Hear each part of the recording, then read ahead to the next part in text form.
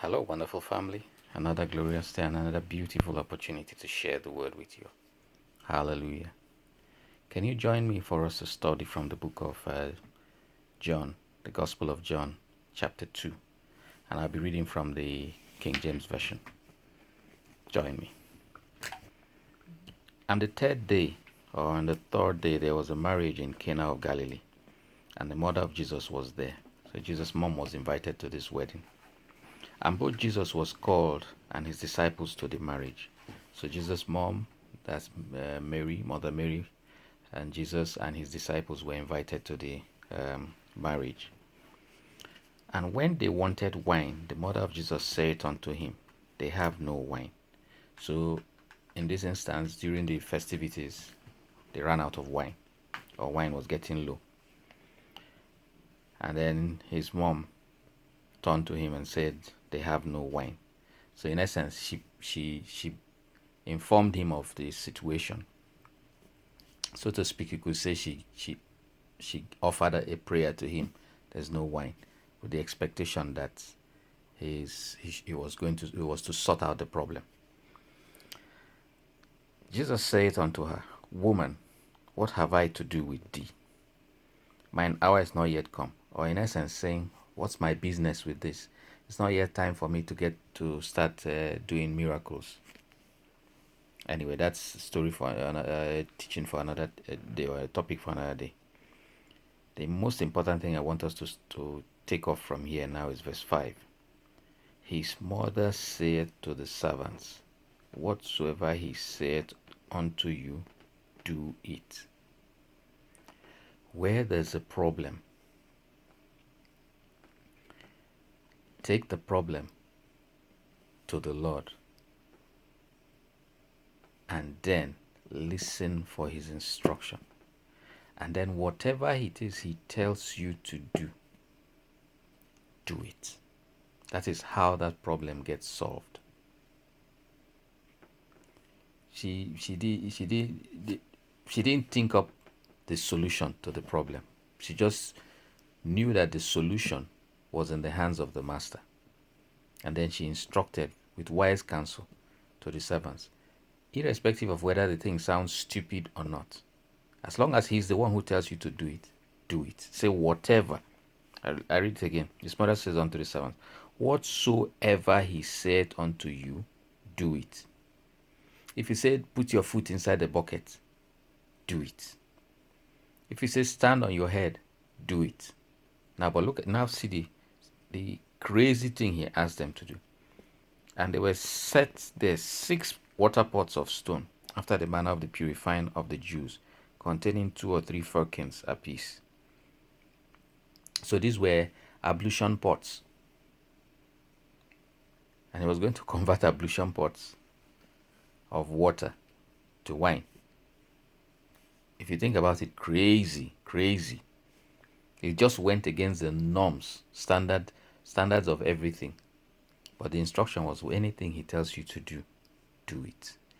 If they chose to do their own thing, do you think they would have gotten the results that ultimately they got? No. It was in obedience, exact obedience. Whatever he tells you to do it. He told Peter,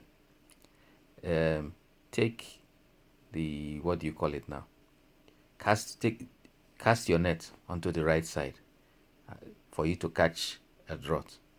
That was the instruction, not the left side. Toss it to the right side. He told Peter, go cast your hook. First fish you catch, open his mouth, there'll be money. Specific instruction. Do it. Whatever he tells you to do it. Now, listen. Jesus said unto them, Fill the water pots with water. And they filled them up to the brim. Another crazy instruction. Fill it to the brim.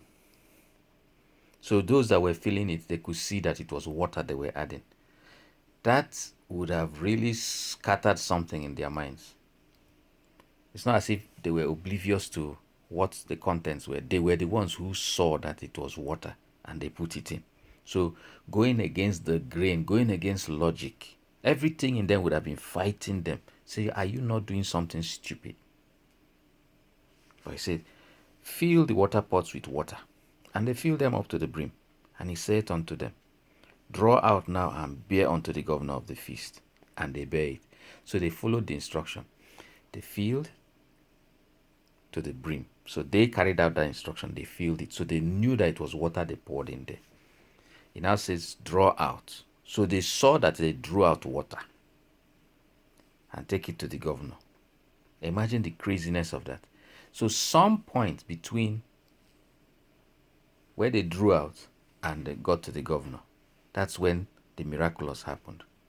But as far as they were concerned, they could not see any change up until he got to the governor. Tell me that doesn't require great confidence. Because can you imagine you in a public place, a servant, bringing water to the MC, the governor of the place, in the guise that it is wine? Imagine the embarrassment and the beating that your master could give you at the end of the day if that thing turns out as water.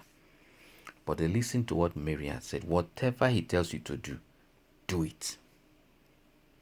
So they drew out and they bare it. When the ruler of the feast had tasted the water that was made wine, so it doesn't tell us when that thing became wine, but it was made wine, and knew not whence it was, but the servants which drew the water knew. The governor of the feast called the bridegroom and said unto him, every man at the beginning doth set forth good wine, and when men have well drunk, then that which is worse. But thou hast kept the good wine until now. This beginning of miracles did Jesus in Cana of Galilee, and manifested forth his glory, and his disciples believed on him. The key here is, after you've brought the matter before God, whatever he tells you to do, do it. Don't question it. Do it. These disciples had the opportunity to miss it, or rather, these servants had the opportunity to miss it at any point in time of getting the water pots, filling it to the brim with water, then drawing out and bearing it to the governor. In any of those places, they could have chosen to listen to their heads that this thing I'm doing is stupid, and then stopped, and then there wouldn't have been any wine. But this wine turned out to be better than what was there before.